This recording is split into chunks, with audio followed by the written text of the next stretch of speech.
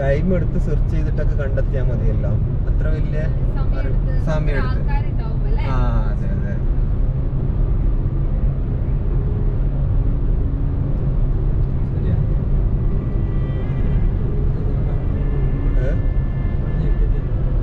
ബേസിലിപ്പോ സ്വന്തമായിട്ടല്ല full.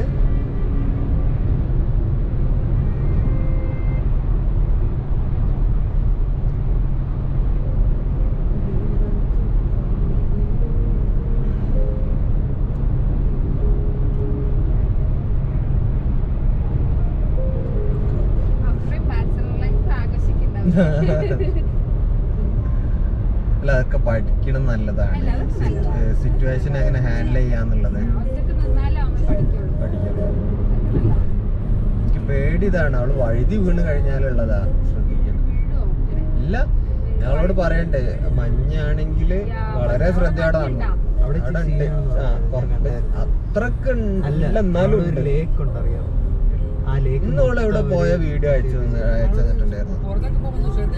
ഞാൻ പറഞ്ഞു നല്ല നേരത്തെ പോയിട്ട്, കാരണം വീണ് കഴിഞ്ഞ് ഊരെന്തെങ്കിലും പണിയായാലേ.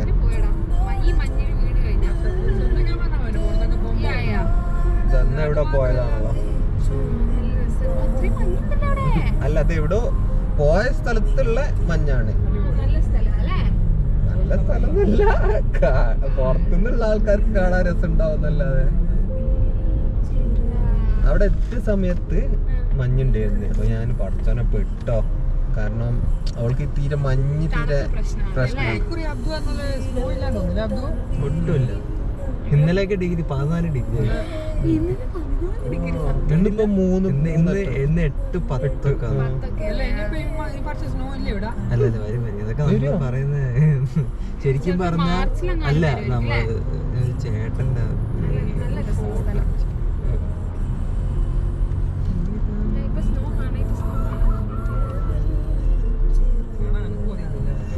കൊതിയാവുന്നില്ല. അയ്യോ എനിക്ക് വേണ്ട. ഇപ്പൊ അതും കൂടെ വന്നാൽ ആകെ പണിവാള് വരുന്നു. ഭ്രാന്തെടുത്ത് നിൽക്കും. ഇവര് രണ്ടാഴ്ച വന്നുകൊണ്ട് ഒരു ഇതുണ്ടായിരുന്നു. ഓ, അത് കഴിഞ്ഞിട്ട് ഫുള്ളായിട്ട് വന്നോളി. പഴയ സിനിമ. അതെ,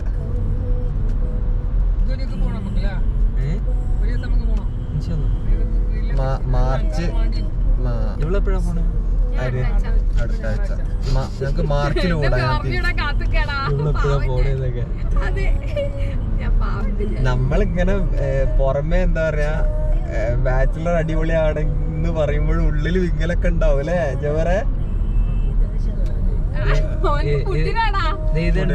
ഇതൊരു പുള്ളി ഇട്ടാട്ടാ. Winter fall spring we are here. Second winter, അത് കഴിഞ്ഞിട്ട് സ്പ്രിംഗും കഴിഞ്ഞിട്ട് തേർഡ് വിന്റർ. ശരിക്കും അതൊക്കെ സീരിയസ് ആട്ടാ. എന്നുവെച്ചാൽ നമ്മൾ വിചാരിക്കാവുന്ന, പക്ഷെ ഇച്ചിരി തണുപ്പ് കൂടി വരും അന്നേരം. അത് കഴിഞ്ഞിട്ട് പിന്നെ മഡ് സീസൺ എന്ന് പറയുന്നത് വെച്ചാൽ അത് നമ്മൾ സ്പ്രിംഗ് എന്ന് പറയുന്നില്ലേ, ആക്ച്വലി സ്പ്രിംഗ് തുടങ്ങുന്ന സമയത്ത് ഇവിടെ മഴയായിരിക്കും. മഴ കഴിഞ്ഞിട്ട് ഒരു ആക്ച്വൽ സ്പ്രിംഗ് വരും, പൂവൊക്കെ നല്ലോണം വിടുന്ന. അതാണ് ആക്ച്വൽ സ്പ്രിംഗ്. അത് കഴിഞ്ഞിട്ട് ഒരു 3-3.5 മാസം സമ്മർ. 4 മാസവും തികച്ചുണ്ടാവത്തില്ല. നമുക്ക് വെറുതെ ചുമ്മാ പറയാന്നല്ലാണ്ട് വൈകുന്നേരം ആകുമ്പോ നമ്മള് ജാക്കറ്റ് എടുത്തില്ലേ, അപ്പൊ അതിന് പിന്നെ എങ്ങനെ സമ്മർ എന്ന് പറയാൻ പറ്റുന്ന ആ ഒരു സീന.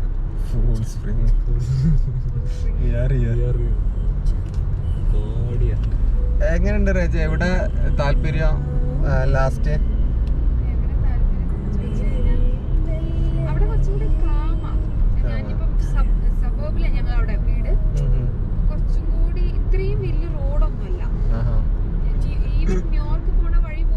ഫ്രീവേ ഒന്നും ഇത്ര വലിയ ഹൈവേ അല്ല. എക്സാക്ട്ലി കുഞ്ഞ ഹൈവേ ആണ്. ഡ്രൈവിംഗ് ഒക്കെ എനിക്ക് ഇച്ചിരി കൂടി ഈസി ആയിരുന്നു. ഞാൻ പഠിക്കുന്നുണ്ട്, ഇച്ചിരി കൂടി ഈസി ആയിട്ട് എനിക്ക് അവിടെ തോന്നിയത്. ഞാൻ പറയുകയാണെങ്കിൽ ഇവിടെ പഠിച്ചിട്ട് വേണം അവിടെ പോവേണ്ടിയിരുന്നത്. ശരിക്കും ഏത് റോട്ടിലും ഓടിക്കായിരുന്നു. കാരണം ഇവിടെ അത്രയും റഷ് ആയതുകൊണ്ട് അവിടെ കുറച്ചുകൂടി ക്വൈറ്റാ. എന്നുവെച്ചാല് ഭയങ്കര തിരക്കൊന്നുമില്ല. ഈവൻ സിറ്റിയിലാണെങ്കിൽ പോലും, ഫിലി സിറ്റിയിലാണെങ്കിൽ പോലും ഇത്രയും ഭയങ്കര റഷ് ഒന്നുമില്ല. പിന്നെ ജീവിക്കാൻ എനിക്ക് തോന്നുന്നു എക്സ്പെൻസ് വെച്ച് നോക്കുമ്പോ അവിടെ നല്ലത്. കുറച്ചും കൂടി ഇത്തിരി കൂടി പൈസ കുറവായിട്ട്. അല്ല സീരിയസ്ലി പറഞ്ഞ ഇപ്പൊ ഇവിടെ ഭയങ്കര മോശമായിട്ട് വന്നിരിക്കുക കാനഡ മൊത്തം. എല്ലാത്തിനും ഇങ്ങനെ കൂടിക്കൊണ്ടിരിക്കുന്നതല്ലാണ്ട് അതാ ഒരു 2 വർഷം തൊട്ട് പിടിച്ചിട്ട് അതെല്ലാം കൂടുന്നത് എല്ലാം മനസ്സിലായി. പക്ഷെ പക്ഷെ ഇവര് പിടിച്ചിട്ട് അതിനനുസരിച്ച് കുറച്ച് നമ്മുടെ മുന്നേ ചെയ്യേണ്ടിയിരുന്നു. കുറച്ച് മുന്നേ ചെയ്യേണ്ടിയിരുന്നു. അതാണ് ഇവർ ഇത്രയും ഫ്ലോപ്പ് ആയതാ. കാരണം അതെ. ഞാനിവിടെ ശരിക്കും 7 മാസം വന്നതല്ല. ഞാന് തിരിച്ചു നോക്കുമ്പോ ഒരു 7 മാസം കൊണ്ട് ഒരുപാട് വ്യത്യാസം നടന്നിട്ടുണ്ട് ഇവിടെ. ഞാൻ പോണ ഇത്ര ആൾക്കാർ എനിക്ക് ഇല്ലാത്ത പോലെ കൈ ഇങ്ങനെ പോയി. എന്നാ ഇവർക്ക് ഇങ്ങനെ ചെയ്ത അറ്റ്ലീസ്റ്റ് ഇപ്പൊ ഇവിടെ ഇത്രയും വർഷം നിൽക്കുന്ന ആൾക്കാർക്ക് PR-ന്റെ പോയിന്റ് കുറച്ച് കൊടുക്കാം അല്ലേ? എന്റെ ഒരു അഭിപ്രായം അതാ. ഇത്രയും അങ്ങനെയല്ല ഞാൻ പറഞ്ഞ CEC കാനഡിയൻ എക്സ്പീരിയൻസ് ക്ലാസ്സിലുള്ളവർക്ക് ഒരു ഇത് അങ്ങനെ കൊടുക്കാം. അതെ, അങ്ങനെ കൊടുക്കാം. അല്ലാണ്ട് ഇങ്ങനെ നാട്ടിൽ നിന്ന് ഒരുപാട് തീരുമാനം എടുക്കുമ്പോ ഫ്യൂച്ചറിലൊക്കെ കണ്ടിട്ട് എടുക്കണ്ടേ? അല്ല അവർക്ക് അങ്ങനെ ചിലപ്പോ എന്തായെന്നറിയാം, ഈ കോവിഡ് ഒക്കെ ആയിരിക്കും ആകെ താളം തെറ്റിച്ചത്. ഈ കോവിഡ് സമയത്ത് ഒന്നാമത് പല ഗവൺമെന്റും എന്താ ജനങ്ങളെ കൈയൊഴിഞ്ഞ് സഹായിച്ചത് അവർക്ക് നല്ല പണിയായി തോന്നുന്നുണ്ട്. ഭയങ്കര ഇവർക്ക് ഒരു വിഭാഗത്തിന് അല്ല ഒരു സെഷനില് റേറ്റ് കൂടും, മറ്റേ ഒന്നിൽ കുറയുന്നില്ലല്ലോ, എല്ലാം കൂടുന്നുണ്ടല്ലോ. ഒരു വിഭാഗത്തിന് ആശ്വാസം ഇല്ലല്ലോ. നോക്കുമ്പോ എല്ലാത്തിനും എക്സ്പെൻസ് കൂടിയപ്പോ ആൾക്കാർ വരുന്നുണ്ടല്ലോ. പിന്നെന്താന്നറിയ എനിക്ക് ആശ്വാസം, വി ആർ ഇന്ത്യൻസ്. ഇവിടെ എന്തായാലും എനിക്ക് കുഴപ്പമില്ല, നാടുണ്ടല്ലോ എന്നുള്ള ഒരു സമാധാനമാണ്.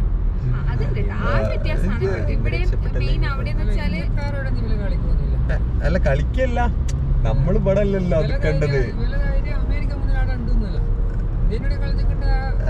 ഇന്ത്യനോട് കളിക്കാനൊന്നും ആരും ധൈര്യപ്പെടില്ല. അമേരിക്ക മുന്നിലാണ് ഉണ്ടല്ലോ എന്നുള്ളൊരു ധൈര്യത്തിലാണ് ഇവര് കളിക്കുന്നത്. നമുക്ക് എല്ലാത്തിലും അല്ല.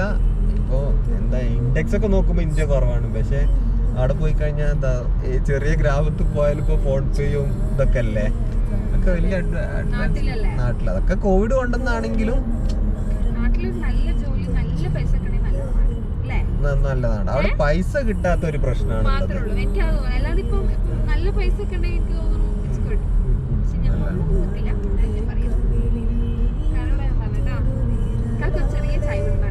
നാട്ടിലേക്കോ എനിക്ക് പൈസ ഉണ്ടെങ്കിലേ ഞാൻ നാട് വിടൂല. ഞാൻ 2 വർഷം വെറുതെ നാട്ടിലൊന്നും ആളല്ലേ. വെറുതെ പറഞ്ഞാല് വെറുതെ നിക്കൂല. ഞാൻ എന്തെങ്കിലും കോഴ്സ് ചെയ്യും. വെറുതെ നിന്ന് കഴിഞ്ഞാൽ എന്താ പറഞ്ഞാല് വീട്ടുകാർ വയ്ക്കും അല്ലെങ്കിൽ നാട്ടുകാർ വയ്ക്കും. എന്താ ഇവിടെ അത് ഒഴിവാക്കാൻ ഞാൻ ഏതെങ്കിലും കോഴ്സ് എടുത്ത് ചെയ്യും.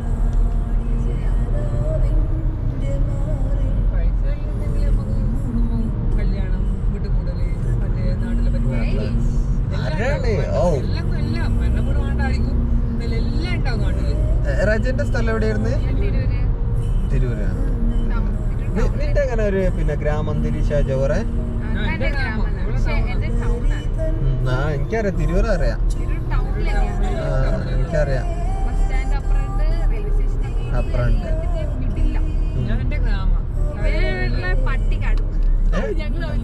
അതാണ് രജ.